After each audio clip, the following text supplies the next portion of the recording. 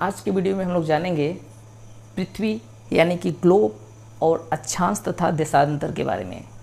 दोस्तों आज हम ग्लोब के बारे में जानेंगे और ग्लोब किसे कहते हैं। ग्लोब का मतलब होता है पृथ्वी का वास्तविक प्रतिरूप, यानी कि पृथ्वी के विभिन्न स्थानों, जगहों, सागर, महासागर, महाद्वीप आदि सभी की स्थिति जानने, उनका जलवायु, तापमान आदि की जानकारी प्राप्त करने के लिए, आसानी से जानकारी प्राप्त करने के लिए हम ग्लोब का उपयोग करते हैं।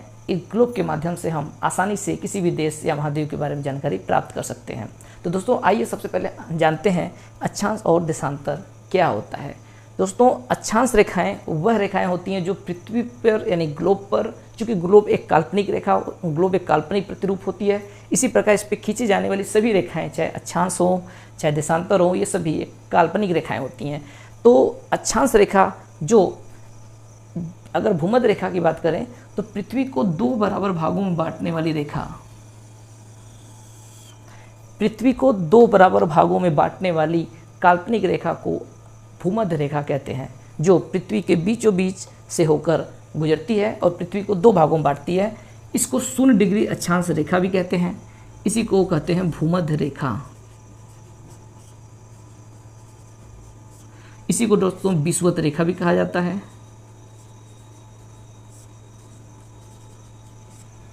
इसी को भूमध्य रेखा या विषुवत रेखा कहा जाता है। 0 डिग्री अक्षांश रेखा, दोस्तों 0 डिग्री अक्षांश रेखा पृथ्वी को दो भागों में बांटती है। पृथ्वी के ऊपरी भाग को बोलते हैं उत्तरी गोलार्ध और निचले भाग को बोलते हैं दक्षिणी गोलार्ध। जैसा कि हम जानते हैं पृथ्वी के ऊपरी भाग को उत्तर तथा नीचे दक्षिणी भाग होता है। अब एक दूसरी महत्वपूर्ण अक्षांश रेखा की बात करें तो होता है कर्क रेखा। कर्क रेखा जो उत्तरी गोलार्ध में 23.5 डिग्री उत्तरी अक्षांश पे खींची जाती है, उसको बोलते हैं कर्क रेखा। दोस्तों अक्षांश रेखाएं जो होती हैं वह समानांतर होती हैं, यानी कि सभी अक्षांश रेखाएं एक दूसरे के समानांतर होती हैं, उनकी दूरियां सभी जगह एक समान होती हैं। जबकि देशांतर रेखा में क्या होता है कि सिर्फ ध्रुवों से निकलकर वो ध्रुवों पर ही आकर आपस में मिलती हैं। देशांतर रेखाएं कहीं भी समान नहीं होती, सिर्फ भूमध्य रेखा पर देशांतर रेखाएं आपस में समान होती हैं। तो आइए जानते हैं दूसरी महत्वपूर्ण अक्षांश रेखाएं कौन सी है। दूसरी महत्वपूर्ण अक्षांश रेखा को बोलते हैं कर्क रेखा। जी हाँ दोस्तों, इसको बोलते हैं कर्क रेखा, जो 23.5 डिग्री उत्तरी अक्षांश, इसको 23.5 डिग्री उत्तरी अक्षांश भी कहते हैं। इसका नाम होता है कर्क रेखा। कर्क रेखा इसको बोलते हैं कर्क रेखा, 23.5 डिग्री उत्तरी अक्षांश। ऐसे 23.5 डिग्री दक्षिणी, चूंकि बीच वाला जो रेखा है वो 0 डिग्री भूमध्य रेखा है, तो इसके ऊपर जो रेखाएं होंगी वो उत्तरी अक्षांश रेखाएं होंगी, नीचे जो होंगी वो दक्षिणी अक्षांश रेखाएं होंगी। तो ऐसे ही दूसरी महत्वपूर्ण अक्षांश रेखा जो है उसको बोलते हैं मकर रेखा। उसको बोला जाता है मकर रेखा, जो 23.5 डिग्री, ये भी 23.5 डिग्री होते हैं लेकिन दक्षिण में होता है, 23.5 डिग्री दक्षिण अक्षांश होता है। अब इसके बाद एक और महत्वपूर्ण अक्षांश रेखा जो होती है 66.5 डिग्री, ये उत्तर और दक्षिण दोनों होंगी, उत्तर और दक्षिण दोनों होती हैं। तो उत्तरी जो 66.5 डिग्री अक्षांश रेखा होती है उसको बोलते हैं आर्कटिक रेखा। आर्कटिक रेखा। और जो 66.5 डिग्री दक्षिण अक्षांश रेखा होती है उसको बोलते हैं अंटार्कटिक रेखा।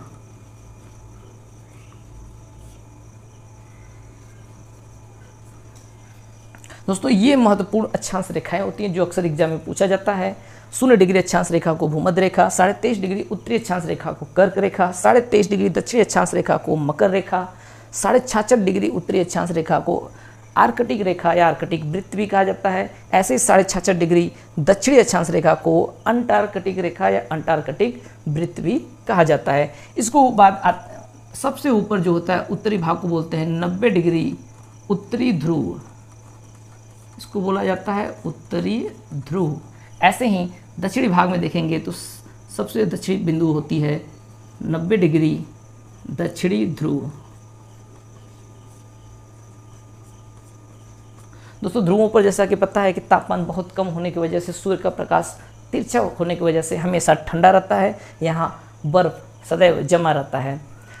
अब हम बात करेंगे चूंकि ये अक्षांश रेखाएं हो गई, तो अब देशांतर रेखा की अगर बात करें तो देशांतर रेखाएं उत्तर से दक्षिण की तरफ खींची जाती हैं। इसके पहले हमने देखा कि अक्षांश रेखाएं पूर्व से पश्चिम की तरफ खींची जाती हैं, सभी रेखाएं एक दूसरे के समानांतर होती हैं।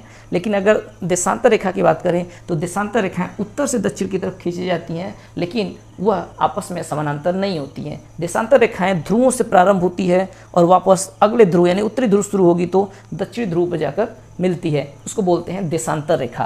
देशांतर रेखा यहाँ उत्तरी ध्रुव शुरू होगी, उसके बाद जाकर दक्षिणी ध्रुव में मिल जाएगी, इस तरीके से।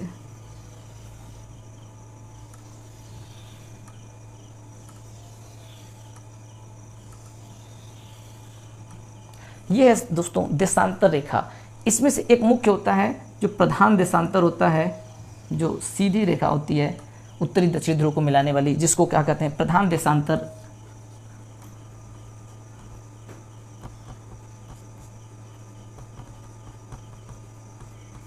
या प्रधान याम्योत्तर भी कहा जाता है। दोस्तों अगर देशांतर रेखा हम देखते हैं कि उत्तरी ध्रुव से प्रारंभ होती है और उनके बीच दूरियां बढ़ती जाती हैं और वापस पुनः दक्षिण ध्रुव पर आकर मिल जाती हैं। देशांतर रेखाओं के प्रश्न पूछा जाता है परीक्षाओं में कि देशांतर रेखाएं कहाँ पर आपस में समानांतर होती हैं।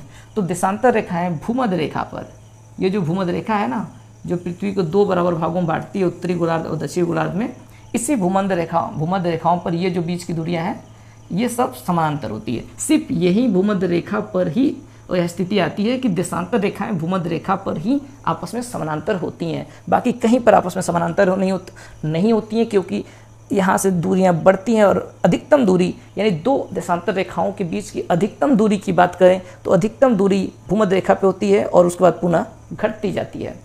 दोस्तों अगर बात करें दो देशांतर रेखाओं के बीच का दूरी कितना होता है, चूँकि अगर हम संख्या की बात करें तो अक्षांश रेखाएं जो पृथ्वी के बीचों बीच होती हैं वो 0 डिग्री अक्षांश होती है, ऊपर 1 2 3 4 करते करते 90 डिग्री तक जाती हैं। ऐसे ही दक्षिण में भी 1 2 से करते करते 90 डिग्री यानी कि टोटल 90 अक्षांश रेखाएं ऊपर और 90 अक्षांश रेखाएं नीचे होती हैं। तो अक्षांश रेखाओं की टोटल संख्या होती है 180।